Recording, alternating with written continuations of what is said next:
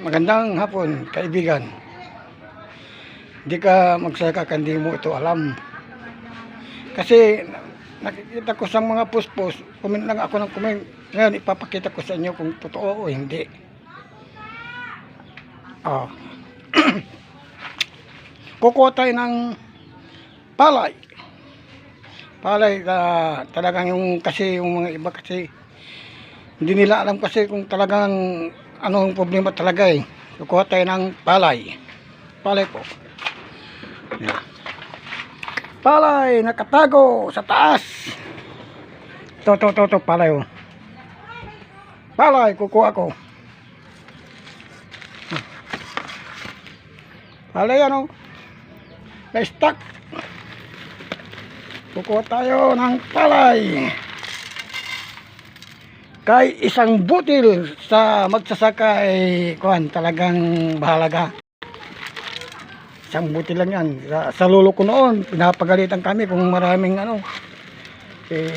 kinauka ng paa nila nung magtututuro kami noon. Inaano ng paa, wala pa yung mga uso-usong ko niyan. Yan mga kaibigan.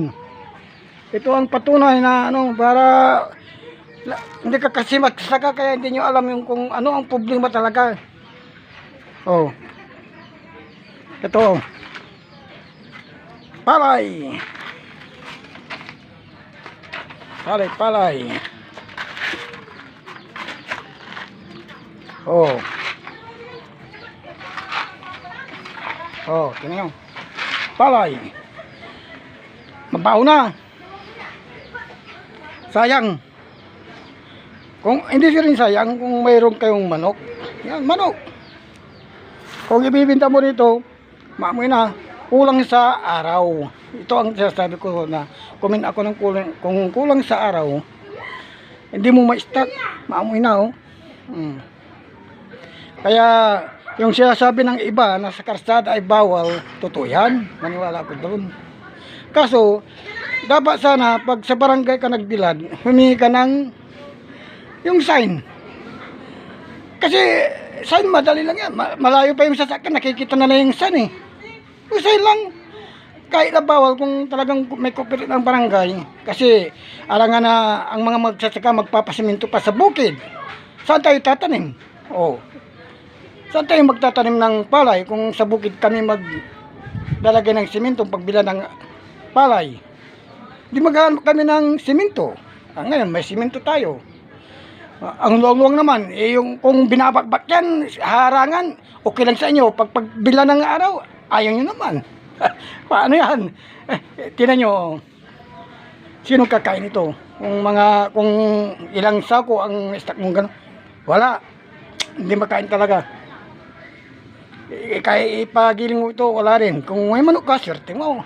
Pato, kakainin. Lahat ng hayop ng may pakpak, kakainin ito.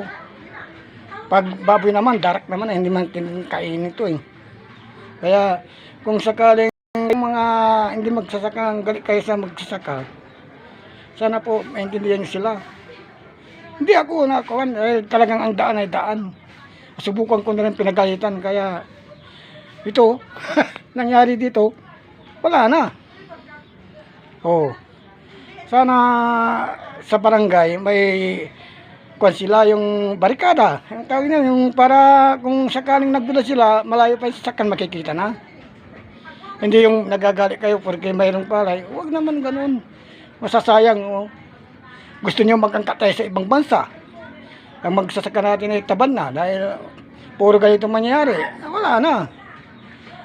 Kahit na itong palay nito malaga sa amin. Ay, taniman na naman. Oh. Hindi naman ako comment ng comment ngayon, pinapakita ko ng patunay sa inyo na may amuhin talaga. Oh. Wala na. Kaya mga kasaka, pasensya kayo sa akin dahil comment ako ng comment, okay lang sa akin yan.